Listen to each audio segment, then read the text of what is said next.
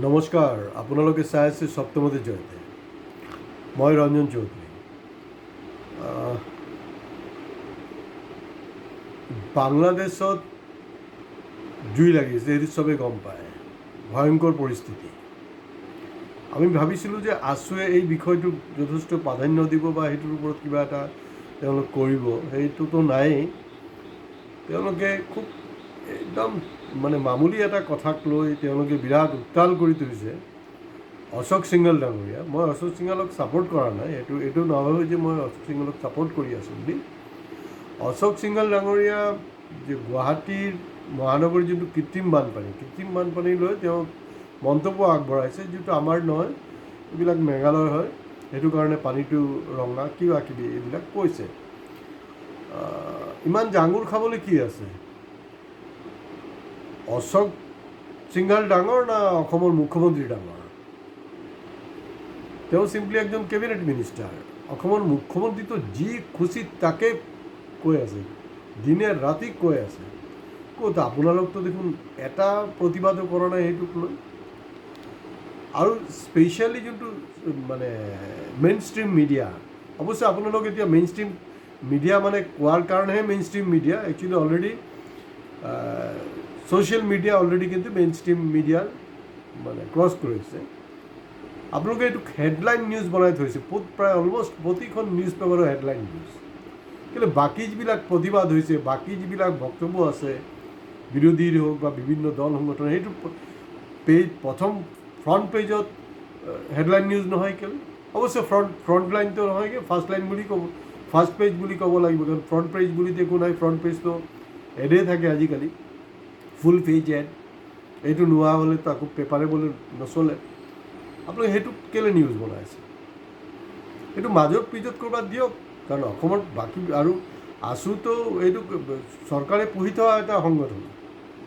আছুৰ কাৰণে এই মুহূৰ্তত কি ইছ্যু আছিল? যে বাংলাদেশৰ ইছ্যুটো আছিলে মেইন ইছ্যু, সেইটোক লৈ উত্তাল কৰি তোলা। তেওঁলোক আমাৰ ডক্টৰ স্বনামধন্য ডক্টৰ হীৰেণ গোহাঁই ছাৰ সম্পৰ্কে তেওঁলোকক যি মন্তব্য দিয়ে, মুখ্যমন্ত্ৰী মন্তব্য দিয়ে, সেইটোক আপোনালোকে প্ৰতিবাদ নকৰে। অসমৰ গৌৰৱ আৰু আজি তেওঁ ভাৰতবৰ্ষৰ গৌৰৱ, তেনেকৈ এটা স্থান দখল কৰিছে অসমৰে গৌৰৱ গগৈ ডাঙৰীয়া। তেখেতক ষ্টুপিড বুলি কোৱা হ'ল পাৰ্লামেণ্টত। এজন অনা অসমীয়াই কৈছে। ক'ত আপোনালোকে এষাৰো মাত দিয়া নাই? মনে মনে আছে আপোনালোকে, কোনো ৰিয়েকশ্যন নাই আপোনালোকৰ। নীট এক্সাম লৈ কিমান জালিয়াতি, পেপাৰ লিকেজ, এটাৰ পিছত এটা ঘোটালা হৈছে, যিটো ষ্টুডেণ্টছৰ লগত তাৰ কেৰিয়াৰৰ লগত সম্পৰ্ক। আছুতো অকল ষ্টুডেণ্টছৰ ৰিলেটেড ছাবজেক্টতে কথা পাতিব লাগে। তেওঁলোকে ষ্টুডেণ্টছৰ ছাবজেক্টত কথা নাপাতি বেলেগ ছাবজেক্টত কথা পাতিব লগা হৈছে কিয় পাতি আছে? আৰু সংবাদ মাধ্যমে ইমান গুৰুত্ব কিয় কাৰণে দি আছে? মই বস্তুটো বুজি পোৱা নাই। গুৱাহাটীত কিবা এটা হ'ল, ইয়াৰ আগতো হৈছে, ভাল কথা নহয় এইবিলাক। আপোনালোকে আছুৱে অমিত শ্বাহ ডাঙৰীয়াক কেলৈ নধৰে? 2021 তেখেতে কি কৈছিল? যে বানমুক্ত অসম কৰিব বুলি। ক'ত অমিত শ্বাহক লৈ কোনো অসুবিধা নাই, মুখ্যমন্ত্ৰীক লৈ অসুবিধা নাই, তেওঁ কিবা এটা ক'লে। এইটোতো বেছি দিনৰ কথা নহয়। যোৱা বছৰে দেখোন গুৱাহাটীত যেতিয়া আৰ্টিফিচিয়েল ফ্লাড হওঁতে দেখোন মুখ্যমন্ত্ৰী একদম গবছত কৈ আছে যে নাই, ক'ত ফ্লাডটো তেনেকৈ নাই। কিন্তু আমি দেখিছোঁ, টিভিত দেখিছোঁ যে ফ্লাড পূৰা হৈ আছে, আৰ্টিফিচিয়েল ফ্লাড হৈছে। কিন্তু আছুৰ কোনো হেৰি নাই।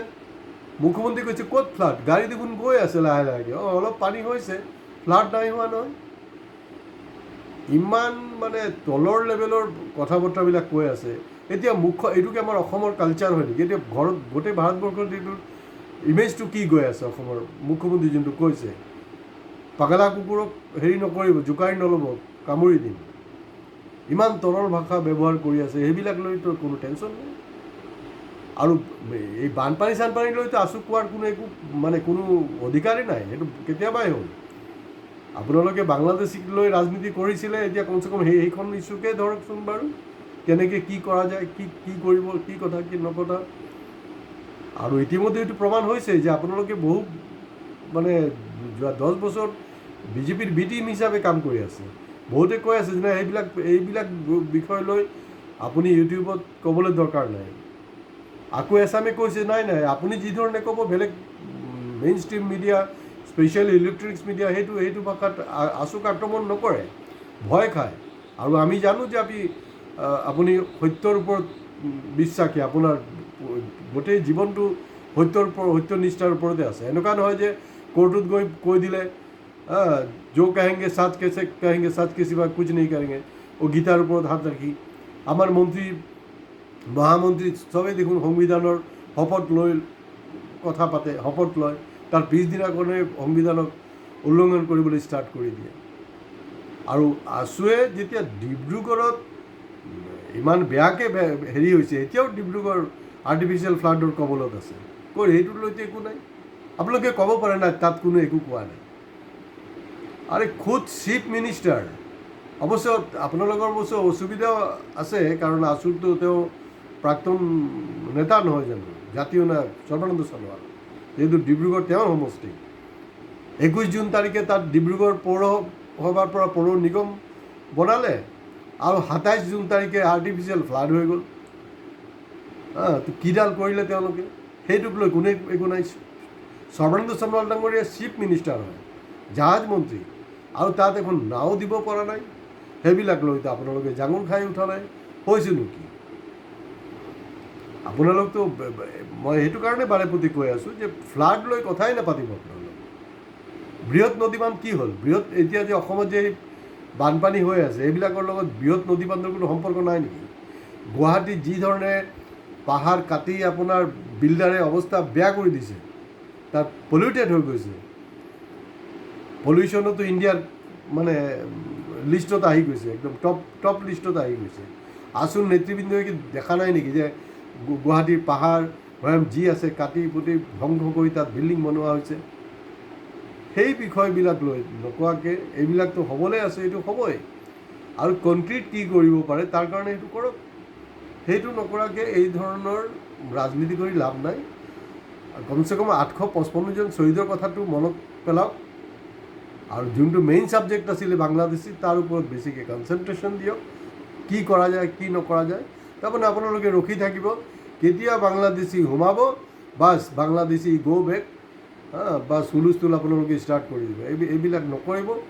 আৰু এইবিলাকতো হ'ব পাৰিছে কাৰণ আমি দেখিছোঁ আপোনালোকে আকৌ মূল্যবৃদ্ধিৰ বিৰুদ্ধেও প্ৰতিবাদ কৰে। বেলেগ দল সংগঠনে মূল্যবৃদ্ধিৰ বিৰুদ্ধে প্ৰতিবাদ কৰোঁতে দেখোন একদম পুলিচৰ ডাণ্ডা খাব লগা হয়, আৰু আপোনালোকক দেখোন পুলিচৰ সুৰক্ষাক হেৰি থাকে, আৰামত গুৱাহাটী চিটিত আপোনালোকে মূল্যবৃদ্ধিৰ বিৰুদ্ধে প্ৰতিবাদ কৰে। গতিকে 855জন শ্বহীদৰ কথা মনত পেলাওক। যোনটো মেইন ইছ্যু আছিলে, সেই ইছ্যুটোক আপোনালোকে আকৌ এবাৰ হেৰিলৈ আনক, চৰকাৰৰ দৃষ্টিগোচৰ কৰক। চিম্পুল এটা ষ্টেটমেণ্ট দিলে নহ'ব দেই, চিম্পুল ষ্টেটমেণ্ট নহয়, চিম্পুল ষ্টেটমেণ্টটো চাফিচিয়েণ্ট নহয়। এটা কনক্ৰিট এই মুহূৰ্তত আপোনালোকে অসমৰ মুখ্যমন্ত্ৰীৰ ওপৰত এটা হেঁচা প্ৰয়োগ কৰক। 6 নম্বৰ দফাৰ কি হ'ল? 855জন শ্বহীদৰ প্ৰতি মুহূৰ্তত প্ৰতিদিনে যে অৱমাননা কৰা হৈছে, সেইটোক লৈ কওক। বাংলাদেশে এতিয়া যে ইনফিল্ট্ৰেট হোৱাৰ পূৰাপূৰি সম্ভাৱনা আছে, তাক লৈ কি কৰা হৈছে? ষ্টেটমেণ্ট নহয়, কনক্ৰিট। ৰাজপথলৈ ওলাই আহক, সেইটো কৰক। সেইটো হ'ল কি মেইন কাম আপোনালোকৰ।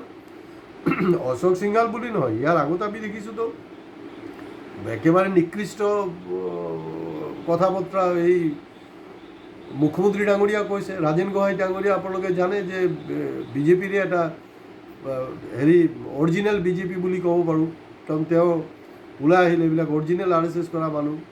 বহুত মানুহে তাত ক্ষোভ প্ৰকাশ কৰিছে যে অৰিজিনেলখিনিক আঁতৰাই দিছে, ডুপ্লিকেট বিজেপি আহি পূৰা বিজেপিক গ্ৰাস কৰি পেলাইছে। তাত আৰু মুখ্যমন্ত্ৰী কৈ আছে যে নাই যোনে য'তে যাওক, হিন্দু থাকিলেই হ'ল, সেইবিলাক কৈ আছে। 10 বছৰ আগতে দেখোন কৈছিলে পাঞ্জাৱ গুজৰাটৰ পাইপলাইনত হেৰি যায়, মুছলমানৰ তেজ গৈ থাকে, অসমত নাযায়। বিপৰীত অৱস্থান কৰিছে। অসমৰ নিবনুৱা সমস্যাটো কি? এই যে ষ্টুডেণ্ট যে ওলাইছে, কিমান চাকৰি কি পজিশ্যন, নিবনুৱাৰ কি? টেক্স যি ধৰণে মানুহক জুৰুলা কৰিছে, আৰু টেক্সটো হ'লগৈ এটা ডাঙৰ ফেক্টৰ। বা আমাৰ এই মাৰ্ঘেৰিটা ছাব ডিভিজনত কয়লাৰ যে মুক্ত খনন হৈ আছে, কয়লাৰ যে চিণ্ডিকেট হৈ আছে, সেইটোকে আপোনালোকে নাজানে নহয়। কেবিনেটৰ কোন মিনিষ্টাৰৰ তত্ত্বাৱধানত এইবিলাক হৈ আছে, ক'ত আপোনালোকে মাত নামাতে। আৰু গোটেই ভাৰতবৰ্ষৰ মই বিভিন্ন জেগাৰ পৰা মানে ফোন চোন পাই থাকোঁ বা কমিউনিকেশ্যন হয়, আমাৰ কমেণ্টছো কৰে যে গৌৰৱ গগৈ ইমান এটাৰ পিছত এটা মানে একদম পাৰ্লামেণ্টত মানে জবৰদস্ত ভাষণ দি আছে, মোদীৰ বা বিজেপি চৰকাৰৰ অৱস্থা বেয়া কৰি দিছে, সেইটোক লৈ আমি প্ৰাউড ফিল কৰি আছোঁ। কিন্তু অসমৰ কোনো সংগঠন বিশেষকৈ আচল কথাটো জানে, সেইটো কাৰণে যিহেতু আপোনালোকে বাংলাদেশী সেই ঐতিহাসিক আন্দোলন, বাংলাদেশী খেদা আন্দোলনৰ লগত জড়িত আছিলে, তেওঁলোকে আকৌ আশ্চৰ্য প্ৰকাশ কৰিছে। মই কৈছোঁ এইবিলাক অলৰেডি ভিটিম হৈ গ'ল, উপায় নাই। কিন্তু সেইবিলাক নকৰি অসমীয়া মাধ্যম স্কুলৰ কি অৱস্থা, প্ৰাইভেট স্কুল ইমান কেনেকৈ বাঢ়ি আছে, এইটো এটা ডাঙৰ ইণ্ডাষ্ট্ৰী হ'বলৈ গৈ আছে, হৈছে ইতিমধ্যে, সেইবিলাক লৈ মাত মাতক। সেইটো নামাত অশোক সিংহালে কি ক'লে, আৰু যেতিয়া মুখ্যমন্ত্ৰী যোৱা বছৰ ক'লে ফ্লাড হোৱা নাই বুলি, কেলৈ আপোনালোকে একো জাগৰ কোৱা নাই কেলৈ? অসুবিধাটো ক'ত? মানে কিবা বেলেগ কিবা আৰু কথা আছে নেকি? যদি আছে এইটো ৰাজহুৱা কৰক। এইবিলাক ঠিক হোৱা নাই একো। 855জন শ্বহীদেতো মাফ নকৰে আপোনালোকক, কান্দি আছে তাহাঁতিৰ ওপৰত যে আমি কেলৈ শ্বহীদ হ'বলৈ গৈছিলোঁ, আমি কেলৈ শ্বহীদ হ'বলৈ গৈছিলোঁ। এই বাংলাদেশীক লৈ সিহঁতি ব্ৰেড এণ্ড বাটাৰ বনাই থৈছে এইটো সংগঠনৰ কাৰণে। গতিকে 855জনৰ কথা স্মৰণ কৰক, আৰু অসমৰ ৰাইজৰ কথা, বিশেষকৈ নিবনুৱা যুৱকৰ কথা চিন্তা কৰি আপোনালোক সঠিক লাইনত যাওক। চাব এতিয়াও আছুৰ যে যোনটো ৰেচপেক্ট, আছুৰ প্ৰতি যোনটো এটা, কাৰণ এই আমাৰ জাতীয় সংগঠন, সেইটো কিন্তু আকৌ ঘূৰি আহিব। তো আমাৰ সত্যমতী জয়তে চেনেলখন নিশ্চিতভাৱে আপোনালোকে আমি আশা কৰিম ছাবস্ক্ৰাইব কৰিব, কাৰণ আমি কোনো দল সংগঠন, পলিটিকেল পাৰ্টি বা কৰ্পৰেট কাকো আমি ভয় নকৰোঁ। আৰু আমি সজাগ জনতাৰ আমি ছাবস্ক্ৰিপশ্যন বিচাৰোঁ যাতে, কাৰণ আমি এটা নোবেল কজৰ কাৰণে আমাৰ এই ইউটিউব চেনেলখন চলাই আছোঁ। তো আজি ইমানতে শেষ কৰিছোঁ। নমস্কাৰ, ধন্যবাদ।